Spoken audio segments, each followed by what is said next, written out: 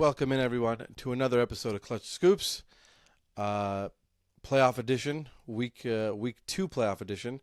As usual, Tomer Azarly here. I'm with Brett Siegel, our NBA insider for ClutchPoints. We've had a very entertaining postseason so far, huh, Brett? Much better than expected. One of the most watched postseasons that we've seen since Michael Jordan in the 90s, and we got 6 game 6s. We may end up with 6 game 7s, so it's going to be a really interesting end to the first round of this playoff. You mentioned 6 game 6s, potentially 6 game 7s. First time since 2014 that we've had the first round go with six series go at least 6 games. So this has been fun so far. A couple teams down 3-1 trying to make a comeback. One down 3-0 trying to make a comeback. So we'll jump right into it. You see the Pistons and the Celtics here on the graphic. We'll start with them. The Detroit Pistons down 3-1 against the Orlando Magic, but win Game 5. I have a chance now to go to Orlando to win Game 6 and force Game 7.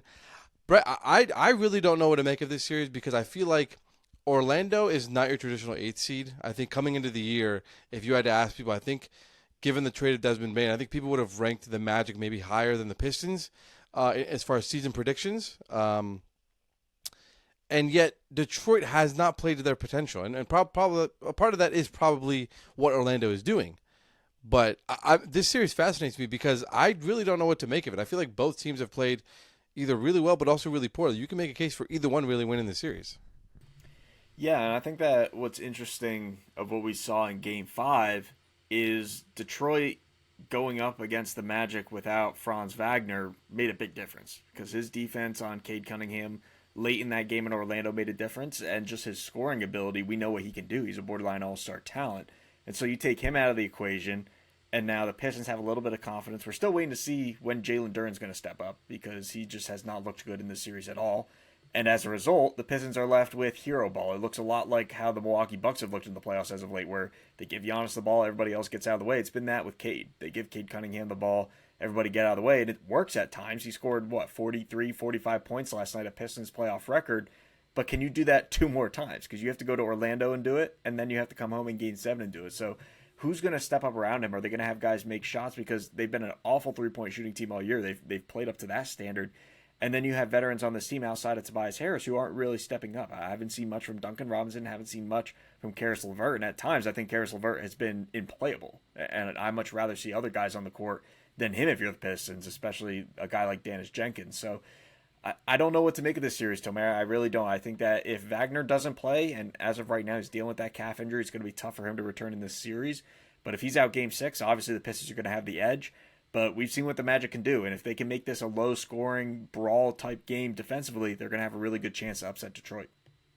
And I think we even saw in Game 5. I mean, the Magic were in it to the very end. I think they got it down to a one-possession game before Cade hit that mid-range jumper to make it a 5-point game. So they were there. They were within striking distance the entire game. So I am curious to see what happens there because, again, you mentioned Wagner. Wagner's a big difference maker. I think he forced I think in Game 4 he had like 3 or 4 consecutive turnovers on Cade Cunningham in that first half that really helped Orlando build a big lead. So definitely a difference maker, a shooter for a team that has not had a lot of shooting this season. So they're missing a lot with him. So I'm very curious to see. And again, I really don't know what to make of this series because Orlando's not your traditional 8th seed.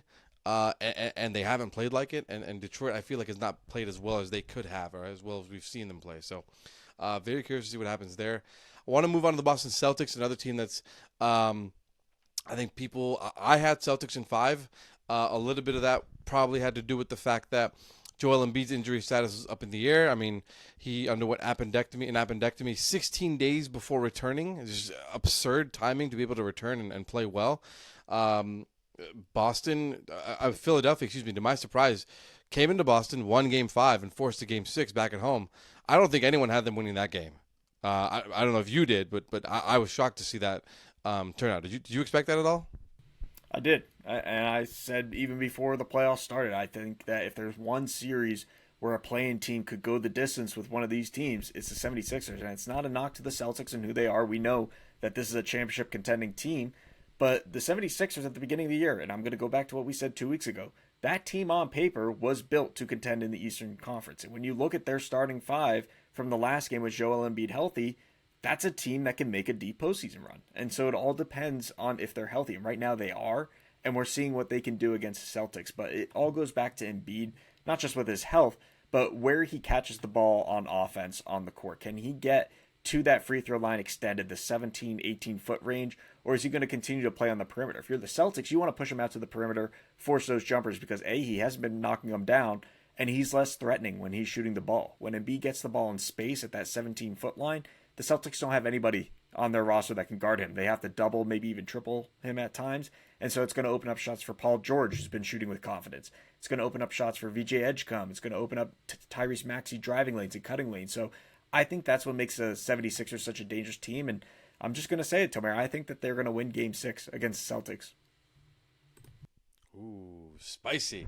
I will say, I personally cannot recall a rookie like VJ Edgecombe coming into a contending team like this, playing damn near 40 minutes a night and contributing on this level. I can't recall the last time I've seen that. He is playing almost 40 minutes a night and contributing. I think he had a 30 or 25-point game in the series in game, I think 2. Yeah, when they stole that in Boston. I really, maybe you can. I can't recall a rookie, a top 3 pick like this, coming in and making an immediate impact and also playing like 40 minutes a night. That's just absurd to see a guy be this ready, this fast, and not be, scared of the lights. He's a very capable defender, a high-level athlete we've seen. He can shoot the ball. Like, it's just, I'm very impressed. And Philly's ability to add him, again, when healthy, just changes a lot of their outlook, a lot of what they're able to do offensively. To have another guard, another athlete out there next to Tyrese Maxey, next to Embiid, who can do that. So I don't know. Can you recall a rookie? The last time you remember a rookie playing able to play 40 minutes a night like this for a playoff team? Not in the playoffs. I mean, we've seen impactful rookies come into the playoffs and make a difference, but to be a starter, play 40 minutes like he is, and making this kind of a difference, no. Edgecombe is definitely an outlier there. But when you look at the panic meter between the Celtics, the Pistons, of which team is potentially facing more to lose, obviously the Pistons as the 1 seed, but I think that when you look at this series and break it down of who the teams are and the personnel, that 76ers Celtics series, I just can't take my eyes off it. I think that it's just so intriguing, and if they go 7 games, I think that it's just poetic given the type of talent on both those rosters. 100%. I agree. I'm very excited to see that go 6, maybe even 7. I do want to bring up, you mentioned panic meter, a couple of teams that I think maybe, are dealing with injuries or maybe weren't expected to be where they are right now. The Cleveland Cavaliers in a Game 6 with the Toronto Raptors, and the Minnesota Timberwolves dealing with a number of injuries heading into a Game 6. I would say is basically must win for them at this point. Let's start with the Cavs first, though. They won Game 5 against the Raptors. Now they head to Toronto. I mean, they were trailing most of that game. I mean, I think they were trailing by double digits until they made a late third quarter run. Started the fourth quarter, were able to take over that game. And that was without Brandon Ingram. I think it says more about Toronto, the ability they've been able to play, their style, being shorthanded, but also competing with a team like the Cavs, who many of us expected to be a contender once they traded for James Harden. I'm going to take the opposite viewpoint here. I think it says more about the Cavs, and here's why. This team is constantly playing down to their competition. We know that they're much better than the Raptors, and they should have had this series won in 5, maybe max 6 games, and maybe it will be 6 games. Maybe they will close it out in Game 6, but there's just these swings, Tomer, in every single game of this series where you're like, oh, the Cavs are back, they're going to dominate, and then they just stop playing. They get complacent, they get content, and it's up and down this roster. It's not just Donovan Mitchell. We've seen James Harden at times kind of be lackadaisical. Both big men. Evan Mobley stepped up in Game 5, hitting some huge shots in the second half, but this entire series he hasn't been like that. And Jared Allen has disappeared on the offensive end of the court. And those are the 4 guys that we look at this roster and say that's why they're a championship contender. It's not because of their bench. Granted, they got really good players like Dennis Schroeder there. They just moved Dean Wade to the bench, a secondary guy like Max Strus. They have talent that makes them one of the best teams in the league in terms of depth, but they're a championship contender because of those stars. And those stars need to play like stars. They need to step up and really set the precedent for this team. And that's why I say that this series has been more revealing for the Cavs, because if you're the Pistons or the Magic looking ahead and you all of a sudden match up with the Cavs, are you going to fear them? And the answer is just simply no, because they look beatable every single game that they play. And honestly, they probably could have been swept in this series with the way that they've played, but the Raptors aren't on the same level as them, and the Cavs have the talent to be able to get past that. So that's why they're in the driver's seat in this series. That's why they're probably going to close it out in 6. Yeah, and I think when you look at Detroit or Orlando, neither have been convincing so far. But I will say those two teams, if I had to put them up against the Cavs, I would bet on those teams enforcing their will against the Cavs more than the Cavs doing that to them. So I agree with you on that. The other team, Minnesota Timberwolves, went up 3-1 on the Denver Nuggets, but unfortunately they did lose Dante DiVincenzo to a torn Achilles. Anthony Edwards has a bone bruise, a hyperextension of that left knee. He is considered week to week, but he doesn't sound like he's going to be back anytime in this series.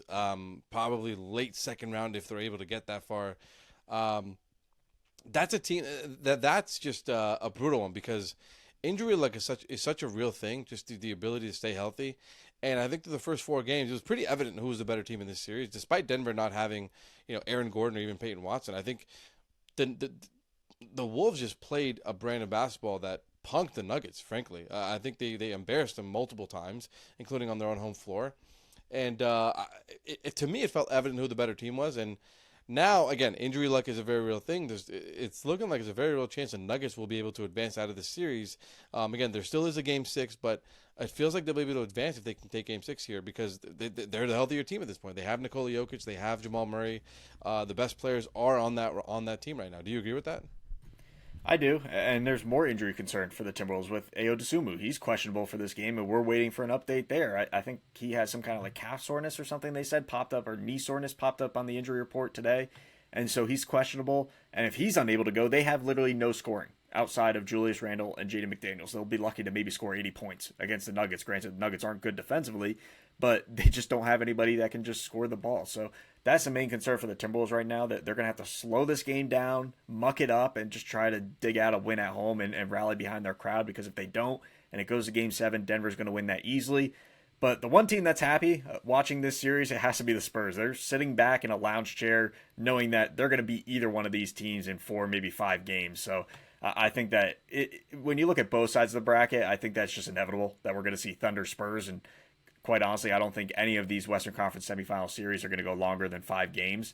And we're going to ultimately see OKC versus San Antonio, which is going to be one heck of a series.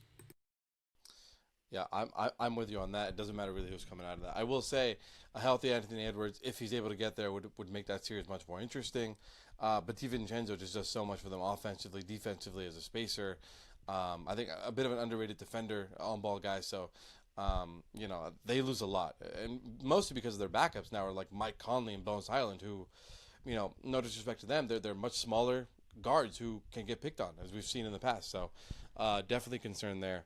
But we'll see what happens. There's a lot still up in the air. Six series are going to at least to Game 6, so we'll have a lot of basketball still left to talk about. One team that we haven't talked about yet is the Lakers, who are also in their own series with the Rockets going to Game 6.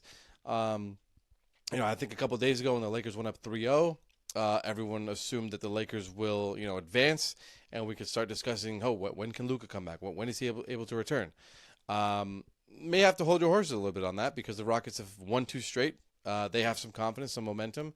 They forced a Game 6 back in their arena, and this series is very much up in the air. I'll say that, even without Kevin Durant. But you had some insight on Luka Doncic's injury, dealing with the the hamstring strain, suffered in early April against the Thunder. What's the latest on Luka, and when could he possibly return if the Lakers even advance? So Luka Doncic has that grade 2 hamstring strain. He went over to Europe to get treatment on it, came back over, but it didn't really change his timeline at all. It's still that 4 to 6 weeks, and the 4-week mark, he's in it now. So we're currently in that 4 to 6 week range of when he could possibly return. He has not resumed normal practicing. He's just been doing individual work from what I've been told. And as we reported on yesterday at ClutchPoints, he's going to be missing the start of that OKC series. And so what does this look like for when he could possibly return if they do move on? Well, we've been told that the earliest he could possibly return to the court is if they returned home for Game 3 and 4. But again, Tomer, it depends if they can win this series first against the Rockets, because quite honestly, it should have been 2-1 after Game 3. The Rockets should not have lost it. That was one of the worst playoff losses, if not the worst playoff loss and collapse I've ever seen, to give that up. Not just to surrender a 6-point lead, but the way that they did it, where you fouled a 3-point shooter for no reason at all, and then LeBron James hits that 3 when he was playing hot potato with the ball with Luke Kennard for about 5 seconds there. So just the way that the Rockets lost that game, it was completely embarrassing, but they did win it. They had that game won. They had the ball with 28 seconds left. All they did was hold it and get fouled. Yeah. I genuinely, I said this yesterday. I've never, when they went up 5 or 6 with like 40 seconds left, I've never trusted a team less to hold a 5 point lead than the Rockets right now, because they just have shown an inability to meet the moment. So, And they've won that. yeah, They won that game. So like, if you win that game, game three, 2-1, maybe the Lakers go up 3-1, whatever. But the Rockets won two straight. So if we're looking through this through a hypothetical lens, they should be the ones up 3-2 right now, and the Lakers should be the ones feeling the pressure, because quite honestly, they've lost the last three games, and they're the ones that are going to need to make adjustments in Houston to get things right for Game 6. And if Houston wins that, they're going to be the ones with all the pressure in Game 7, not Houston. So I think that when you look at the panic meter, as we go back to kind of the last segment there, who's facing the most panic? It's got to be the Lakers, because the Rockets are playing with house money at this point. They went down 3-0. No team's ever come back. And so if they do come back, they're going to make history. If they don't, it's expected. And so they're just going to continue doing what's been working. Alperen Sengun has been fantastic in this series. And so I think that they're just going to continue to push forward with what they're doing. It's up to the Lakers to make the adjustment. But as far as Luka goes, no chance of him returning in this series. He's going to miss the start of the Western Conference semifinals if they get there. And quite honestly, I don't think that he would be back before Game 4 or 5. He's still about 12, 13 days before being reintegrated into actual practices, and he'll be reevaluated next week by the Lakers medical staff to kind of see where he's at. And until he gets that green light, it's just hard to say that, yeah, they're going to throw him back out there, because they were overly cautious with Austin Reeves, and they're going to continue to be overly cautious with Luka Doncic.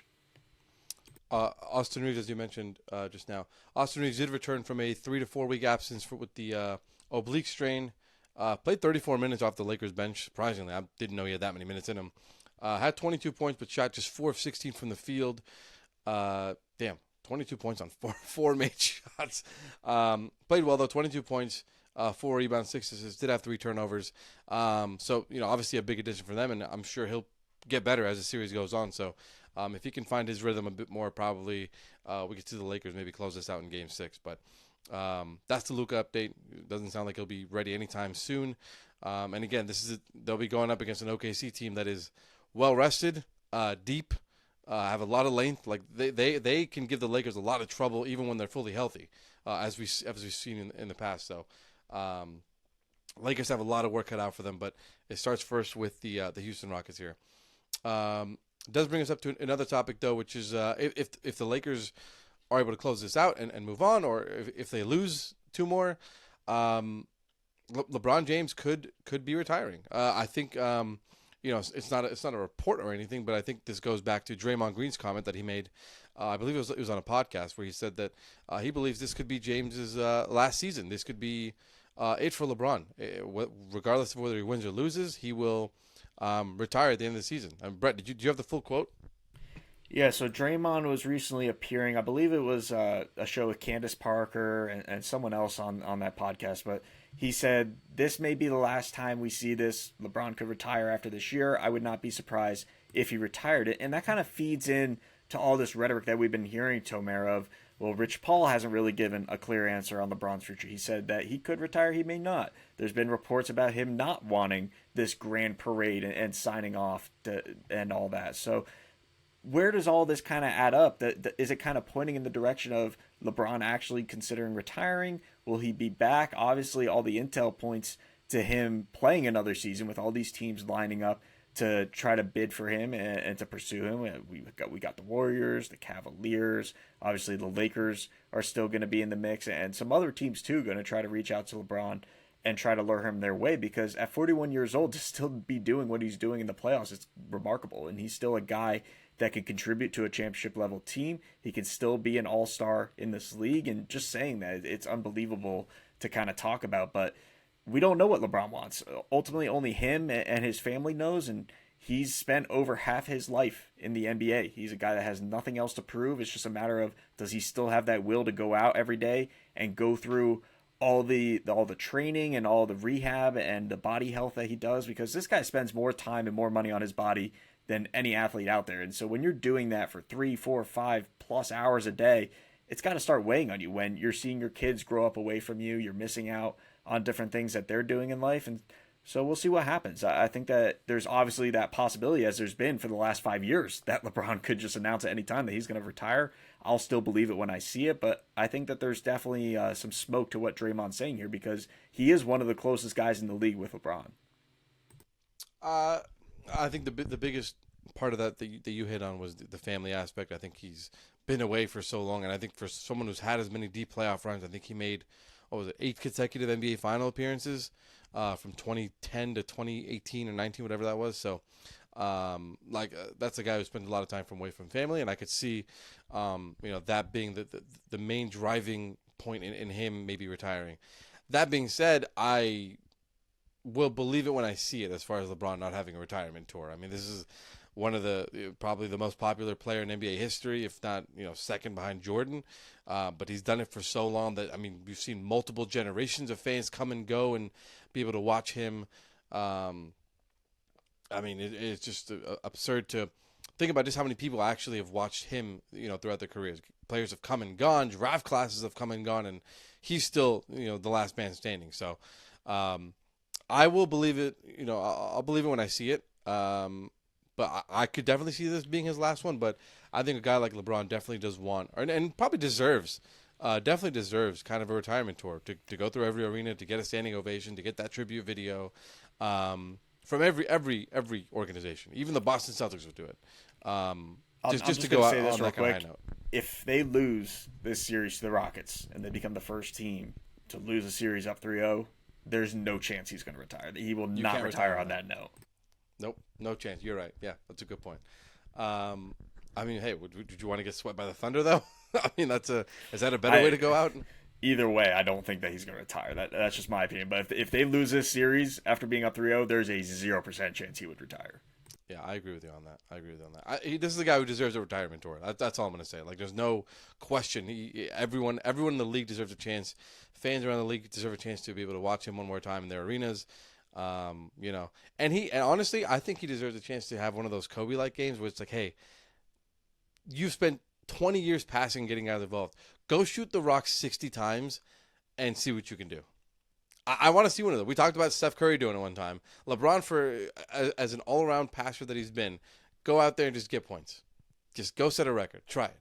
I want to see a guy shoot 60 shots. So if anyone deserves it, I feel like that should be mandatory for guys that announce before the season that it's going to be their final year, that the team just says, okay, the final home game of the year, it's mandatory that he shoots at least 50 shots. And so we have to do that with LeBron. We have to do that with KD.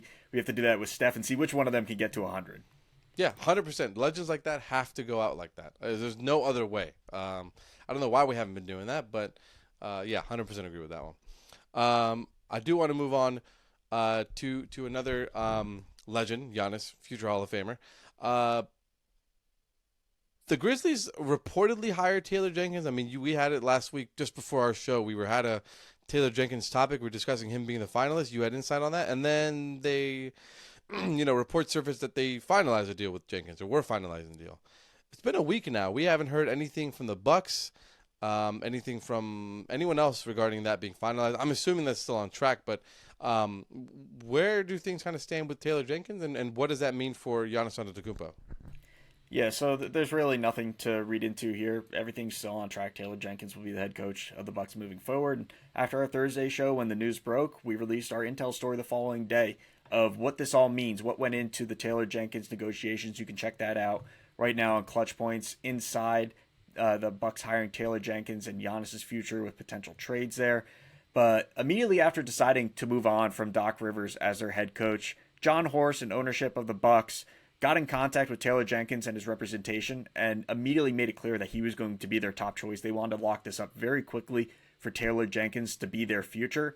And mutual interest existed right from the start of those negotiations. That's why they went down to Memphis to meet with Taylor Jenkins. And that's why he then went the following week up to Milwaukee to finalize the deal that got reported last Thursday. And there's some interesting things that have come out that we reported on in this story of Giannis was in town in Milwaukee when Taylor Jenkins was quote unquote announced or reported on as the head coach. He had that ominous photo from the hotel right across the street from where the Milwaukee Bucks play in Pfizer Forum. And it's kind of like that Brian Windhorst meme. Why would he post that? And why are the reports saying that he wasn't involved in this process? Which, yes, it could be true. We can't confirm whether or not Giannis was actually in that room talking with Taylor Jenkins or not.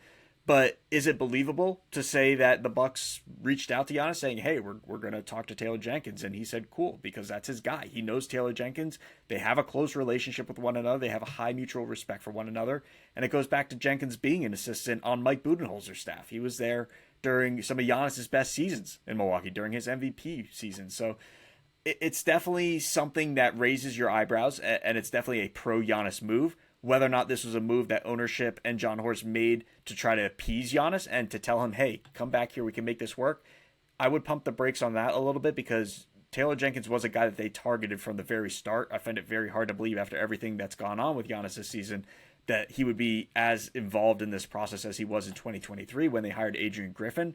But again, like I said, all it takes is a 1-minute phone call. "Hey, Giannis, we're going to talk to Taylor Jenkins." "Okay, cool. I like him." And right there, that's enough for you to say, "Okay, we're going to move forward with Taylor Jenkins." If that was a holdup in discussions, we're not reporting that was a holdup, but just hypothetical to think about.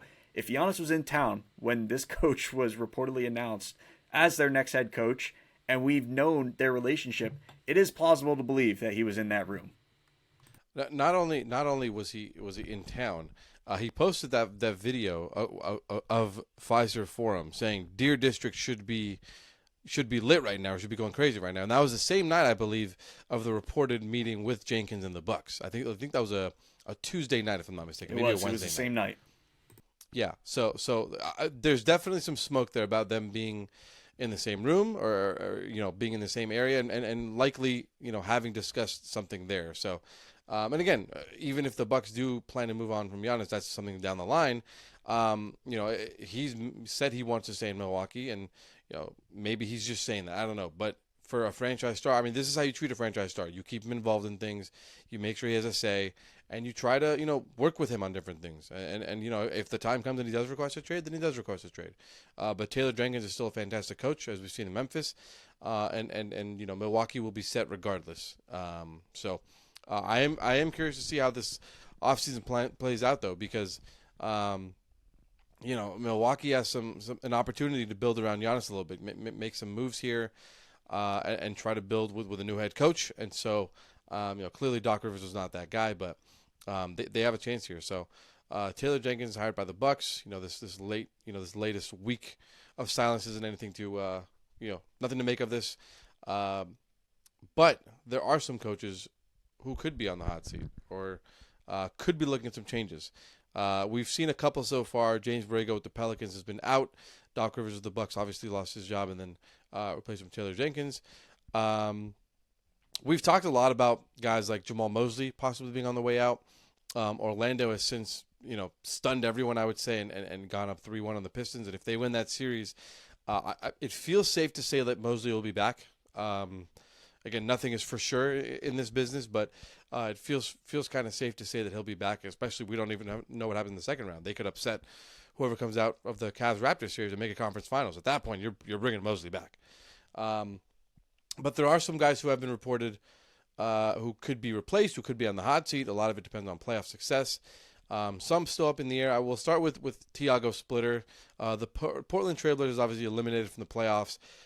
They took the Spurs to 5 games. I think they had multiple games where they led by 15 or more points, especially in games 3 and 4 at home. So you saw the blueprint. They had something there, and Splitter wasn't even given a training camp as a head coach. Wasn't given much to work with. It was just before the regular season where Chauncey Billups was arrested by the FBI, and Splitter was, all right, lead the way. What's the latest we're kind of hearing on Tiago Splitter, and where things stand with new owner Tom Dundon and the Blazers coaching circle? I mean, we've heard so many different things so far between they've been looking for different guys while Splitter was coaching. They're cheaping out. They don't want to pay him. Where do things kind of stand right now with Tiago Splitter and the Blazers? We'll talk Splitter first, and then we'll go back to Mosley real quick to talk about something that could potentially happen there based on the series. But with Tiago Splitter, he had a fantastic year. I think that for an interim coach to step up in the situation that he did with everything that happened with Chauncey Billups, inherit a young roster, that this was supposed to be another developmental year, take another step forward. They took a massive step forward under Tiago Splitter. They made the playoffs as the 7 seed, and if you looked at this roster and you said to everybody in the league before the season that this was going to be the 7 seed in the Western Conference, they were going to win upwards of 44 games, I think, that they won this year, 42 games. So that's a really, really good season for the Portland Trailblazers, given everything that happened.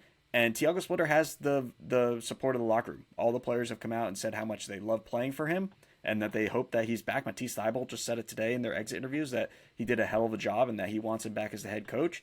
But now it's up to ownership, because we've heard all the reports out there about them not wanting to pay a lot for a head coach. Tiago Splitter, you wouldn't have to break the bank for him, but I think that he's more than earned that raise for the job that he's done this season. And quite honestly, I think that's just organizational malpractice if you don't bring him back. And from that standpoint, if you're any other head coach or that's interviewing for this job, I understand that that's everybody's ultimate end goal as an assistant. You want to become a head coach, you're going to interview. But is that really an organization that you want to coach for if they weren't willing to extend this guy that just led them to the playoffs and had their best year in quite some time, and he did so as an interim role? Because what that tells me is that this owner is just going to cheat me out, and after a year or two, if I'm not doing well, he's not going to see my vision through. He's just going to fire me and move on to the next guy and then cheat them out as well. So if all that's true coming from Portland, and we can't confirm any of that at this time, but if all that stuff about the owner is true, then that's just organizational malpractice. But I do want to say about Portland, Tomer, they said that they weren't going to be giving out T-shirts to fans in the playoffs and that they had something bigger and better. Did we even see what that was, or did they just cheap out on that too and they didn't do anything? They were rally towels. How is that better than a T-shirt? Oh, here's a towel to wipe off the sweat from your head, and when you could have a T-shirt that you could wear forever and show up to the games in. That's real good. I agree with you. I think that was BS. T-shirts, bigger and better. I was expecting something like we're going to be throwing hot dogs and pizza boxes to do the stand. That's bigger and better. We're going to have our mascot jump down from the rafters and do some kind of big reveal. That's something bigger and better than a T-shirt. But a towel? You're giving everybody a towel? Yeah, that was crazy. That was wild. Were they used towels from the bathroom? No, they were. I mean, we're cheaping out on price for our head coach. You got to use the used towels that people wipe their hands with. I will say I do love when teams put out shirts on the seats, but then also shame fans for the last 30 minutes before tip-off and make them wear the shirt. I think it's so fun. The Spurs did it. I think a couple teams did it. I love that. Because then you see, I think it was the Pistons who had a guy wearing a Heat Duncan Robinson jersey, and they shamed him into putting the Pistons shirt on, which I thought was very funny. So, no, I agree with you. Splitter should 100% be the coach of the Blazers moving forward. There's nothing to even debate. Given what he was able to, what he was given to work with, the fact that he got into the playoffs is fantastic. Won a play-in game or do-or-die play-in game, got in as a 7th seed, avoided the Thunder. Had you saw the blueprint against the Spurs. They had something there, and next year, guess what?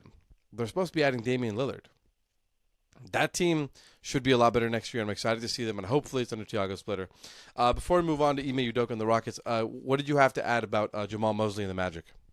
Well, real quick, Jamal Mosley entering the play-in, the expectation was he's going to be fired and that they were going to be moving on from him as their head coach. Obviously, going up on the Pistons the way that they did changed a lot of people's viewpoints. There's been a lot of discourse around the league of whether or not he'll keep his job, but it still comes down to this series. If they wind up blowing this 3-1 lead and they lose to the Pistons, it does seem like that there's going to be a coaching change. But if they win and they move on, it's not to say Mosley's safe, but he's in a much safer position. And I think that there's going to be some changes in Orlando this offseason, whether that's personnel, coaching, whatever. But this team, since midseason, there's been some talk of some potential changes happening. I know our buddy Mike Scotto over at Hoops Hype reported that they were a team that was interested in Giannis. And so that raises some questions. Well, if you're going to trade for Giannis, you're probably going to give up Paolo Banchero. And was that his decision? Did Paolo come to management saying that he wanted to change? Because we know that he hasn't seen eye to eye with Jamal Mosley at times. So definitely some changes on the horizon in Orlando this offseason. Interesting. A lot, as you mentioned, relying on this series. And Paolo, to his credit, has been fantastic this series. I think he's been everything you could have wanted out of your star and more. Nearly willed the Magic to a Game 5 win the other night. So he's been phenomenal. I think he fell 1 point shy of tying the franchise record for points set by Dwight Howard and Tracy McGrady. So he's been amazing. The Houston Rockets, I think Ime Udoka, it seemed like, again, when they started out that series down 3-0, it just seemed like a lock to maybe move on from him and explore both roster changes and a head coaching change. Are you hearing anything different now that they've maybe made this a 3-2 series and there's a chance they could potentially even win the series? Even when they were down 3-0, and I was just checking in to kind of see where the heads were at in Houston, it doesn't sound like at all that they were preparing to fire Ime Udoka or make a change. He just signed that big extension, and I believe it's through the 28-29 season. Could be wrong there. Maybe it's an extra year, but just signed a big extension, and he has a really good working relationship with GM Rafael Stone. And so if there is a call to fire Ime Udoka, it's going to come from the very top. And it's going to come from ownership. So if ownership wants to make a change, they will, but I haven't heard anything that's going to happen there. But we can lump Ime Udoka into a group of head coaches that are still in the playoffs and facing elimination or could be on the hot seat if their team is eliminated. You can look at New York with Mike Brown. You could look at Kenny Atkinson with the Cleveland Cavaliers. Quinn Snyder with the Atlanta Hawks. But I would push back against Snyder. They love him there, and they've had a really good second half of the year. Scott also reported for Hoops Hype 2 weeks ago that they're going to be talking contract extension in the offseason. He has 1 year left on his deal. And so Quinn Snyder, he'll be staying with the Atlanta Hawks. Question about the other two, though. Mike Brown. Would the New York Knicks potentially fire him if the Hawks come back and win 2 straight games? And I think that there's some smoke there. But again, the Knicks are in a good position to win this series. They can close it out tonight, and I expect them to do that in Game 6 against the Hawks. So I wouldn't expect Mike Brown to be in jeopardy of losing his job, even if they do fall short in the next series against either the Celtics or the 76ers. And then the last name that we mentioned, Kenny Atkinson, I think that out of all 3 of those guys, he would be at the top of the list to be on the hot seat if they do lose this series to Toronto, especially now that they are up 3-2. He's got 2 chances to win this series. His team has looked lackluster. He's got to get his stars playing the right way, because this seems like a theme for the Cavs over the last few years where they just kind of stop playing in the playoffs. When you have to have urgency, you have to muck things up, and you just have to go out there and say, we're going to win this game. We're not going to stick to our principles or anything. We're just going to go play basketball, and we're going to play harder than the other team. We have not seen that from the Cavs over the last 2 years. I think that's where the concern lies with Kenny Atkinson, and so there's definitely some fire under his seat right now to get things moving in the right direction. I will say, I think a couple of those teams, it hasn't felt like coaching has been the biggest issue. I'll be upfront about it. It hasn't felt like when the Knicks fired Tom Thibodeau, I was a little confused. Sure, he plays his guys heavy minutes, but is Mike Brown doing anything differently? You still have really 5, maybe six guys that you have to play heavy minutes. And, Mikal Bridges, for the most part, has been a no-show in this series offensively.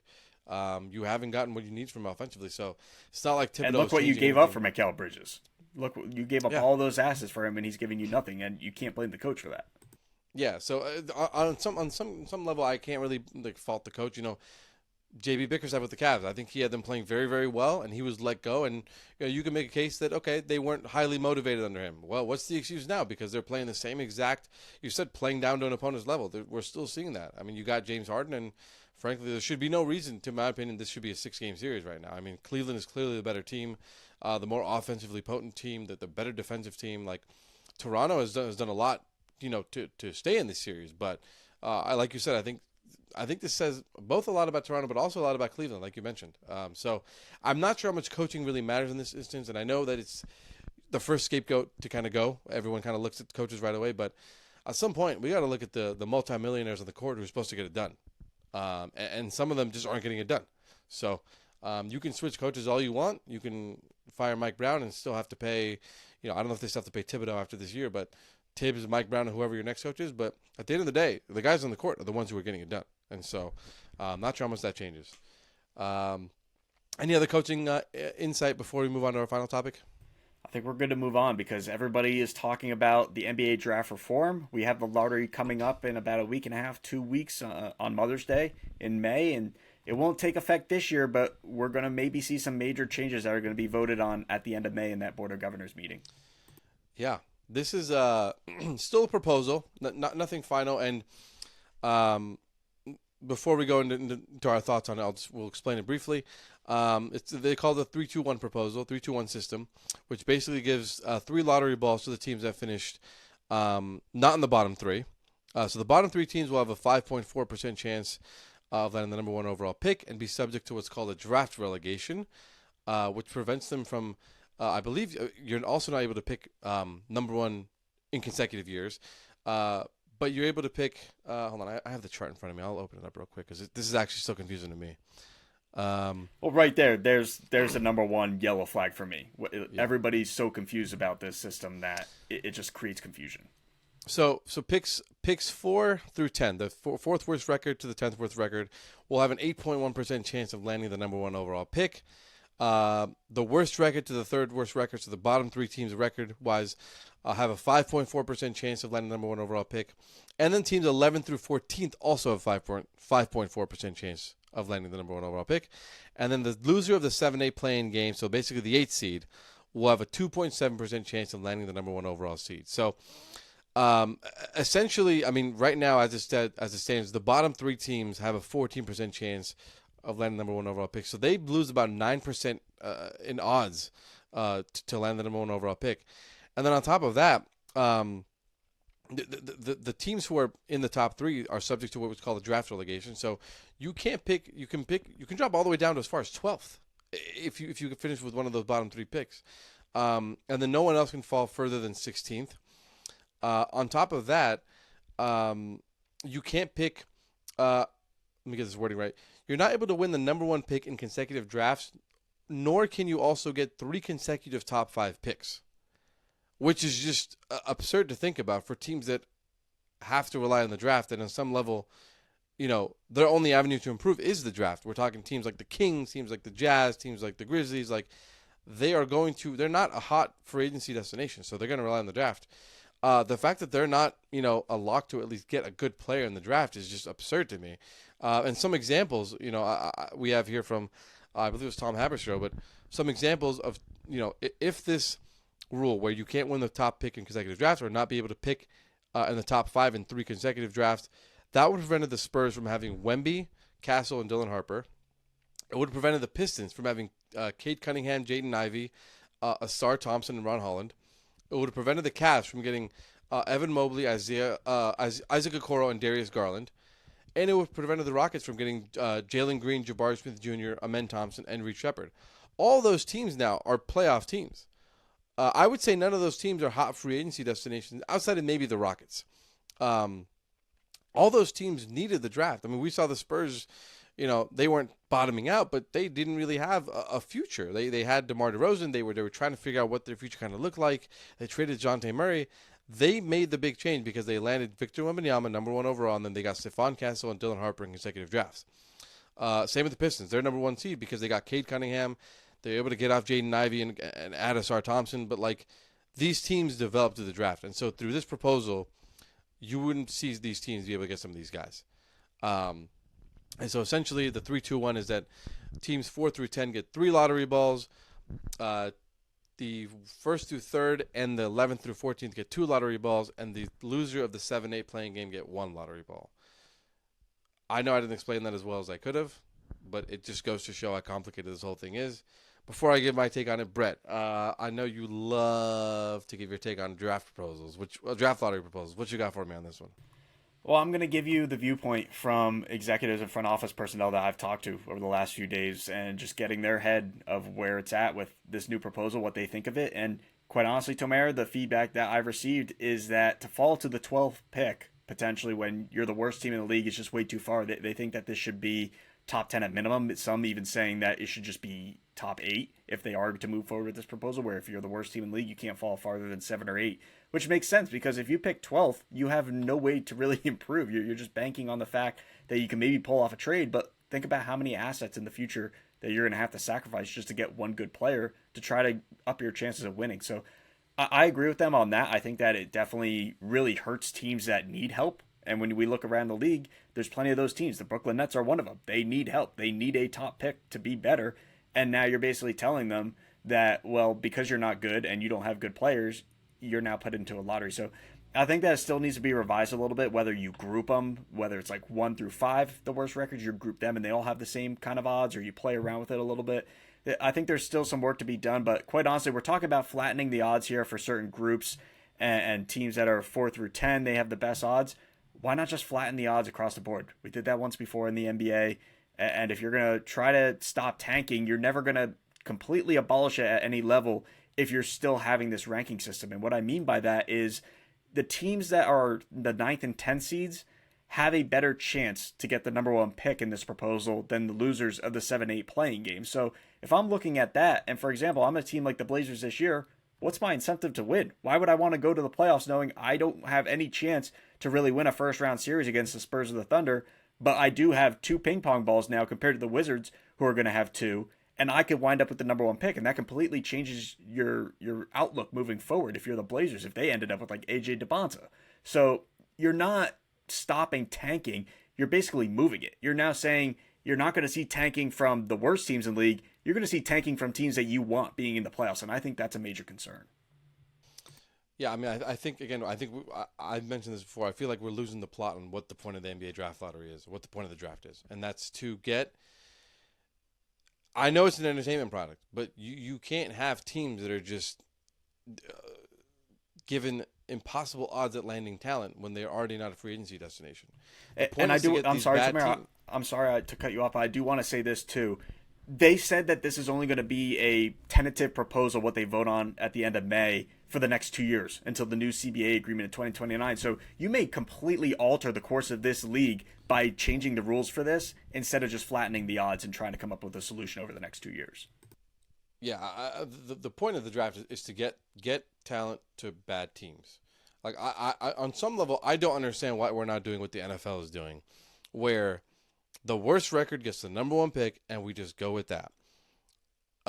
If there's a tie, do a coin toss and figure it out from there. But we should just be having the worst records in the best players, and then if there's still blatant tanking going on, then we can talk some rev share, penalties where, once you start hitting owners' pockets, I think then you see them maybe respond a little differently. But I just don't understand why we're giving teams like the 4th through 10th higher odds than the worst teams, or teams like the 9th or 10th seed, basically playing teams have a higher chance than, have the same odds as the bottom 3 records. It doesn't make any sense to me. So from 1994 to 2018, the worst record had a 25% chance of landing the number 1 overall pick. Over the next 7 seasons, they made it. The bottom 3 have a 14% chance, and now it could be 5.4% chance. You're not supposed to reward losing, but I don't think it should be viewed that way. We're trying to help teams that are not able to acquire talent and build them up from there. But again, this is an entertainment business. I think that's first and foremost what we have to remember. And, whether or not it's the case, I think big players in bigger markets is going to sell a lot more. And so there's multiple issues to address here. And I guess it depends on what the NBA is really doing. I also think, I don't know if this will be the final proposal. This sounds like, and this is my opinion, if you look at how this was released by the 3 or 4 main NBA, insiders, this was all released within a 10 to 15 minute window on Tuesday, I believe. And all had not just a bit, they all had full length articles written explaining how this would work.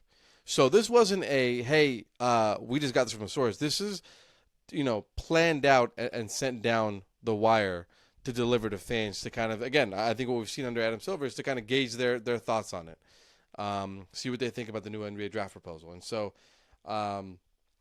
this won't be the final one. I don't think. I can't imagine it will be. This is awful.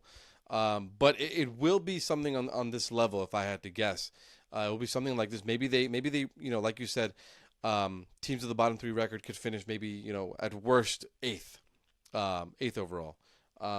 But there definitely needs to be some changes. But I don't know. I'm not a fan of this. I feel like we're again just losing the plot of what the point of the NBA draft is, and that's to help the bad teams get better. And if we're not doing that, I really don't understand what we're doing here. I get that it's an entertainment product, but I just don't know what we're doing here at this point. And going back to the fact that they're going to completely flip the system again in 2 years and vote on something else or figure out some other proposal, and this is just going to be a temporary thing. If you want to just get rid of tanking for the next 2 years while you figure out what that is, do the lottery with the 5 or 6 worst teams in the league. They each get 1 ping pong ball, and that determines just the number 1 pick. After that, you just do what the NFL does and you go by record. That stops tanking because maybe you'd see teams try to jockey to get into that bottom 5, but there's really no incentive to at that point because there is no true lottery. You're just going for the number one pick, and that's what the lottery should be. It shouldn't determine the third, fourth, fifth, sixth, whatever. It should just be the first pick in the draft. If you want to have a lottery, that's what it determines.